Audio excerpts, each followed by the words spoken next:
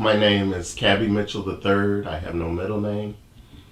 But my students, because I'm an elder now, the only person who can call me Cabby is Beyonce and my mother. I'm writing my memoir, and it's been hard. And I realized why I didn't do it years ago, because it's more about racism than it is about dancing. I was dancing in New York in 1977. And when you're the only black person, a lot of times in an all-white situation, you're like a family, but there's still a race thing there because you're black and they're white, you know? I danced in several companies that were predominantly white. The only one that was black was Dance Theater Harlem, and it was black girls doing ballet. In the early years, when I'd go to take a class, they would say to me, "Are you sure you want to take the intermediate advanced class?" And I was like, "Yeah." They were like, "Are you sure you can keep up? You know, you might want to take the beginning class." Then I would be doing really well, and the teacher would ignore me.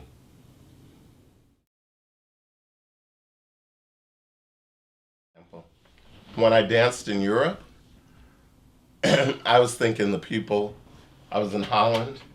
There's maybe one or two people from Holland in the company, and the rest of the people were from North Carolina, and they were very prejudiced.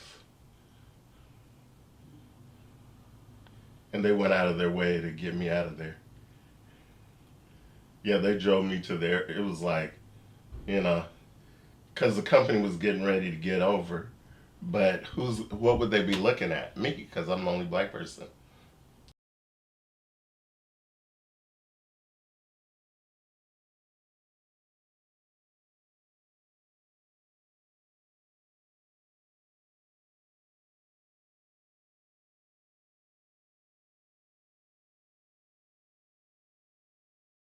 It wasn't safe to be gay back then.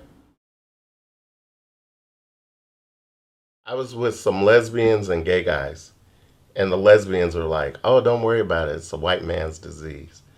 And I was thinking, if you know anything about science, it could be anybody's disease. And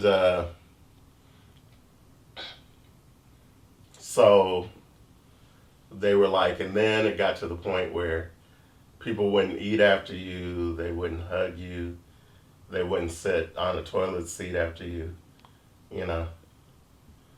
And how many people assume you had AIDS just because you were gay?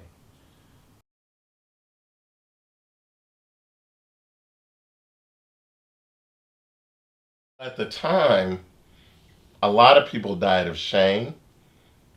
They were trying to do these toxic cocktails that were killing people because they were still testing them out on the bodies. And I watched a lot of my friends die.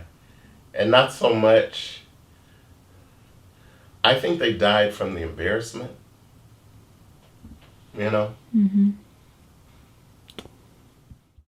I think a lot of, especially black men, died because if they had AIDS, they have to tell their parents they're gay. So I think they'd rather die than have to do that, you know? It's very sad.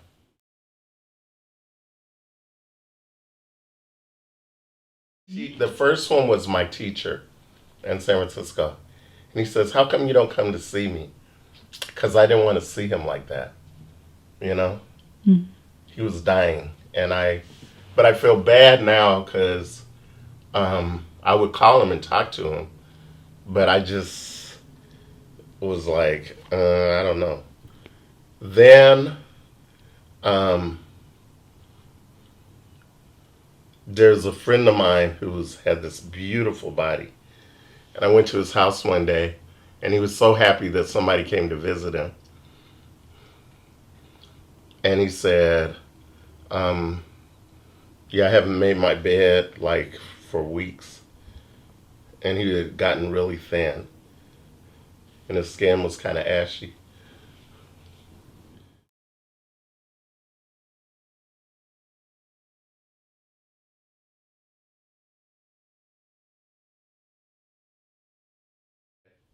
For 2 years, I danced. I passed out condoms. I was, you know, but after watching like over 200 people die back to back, I couldn't take it. My mind was like, ay, ay, ay.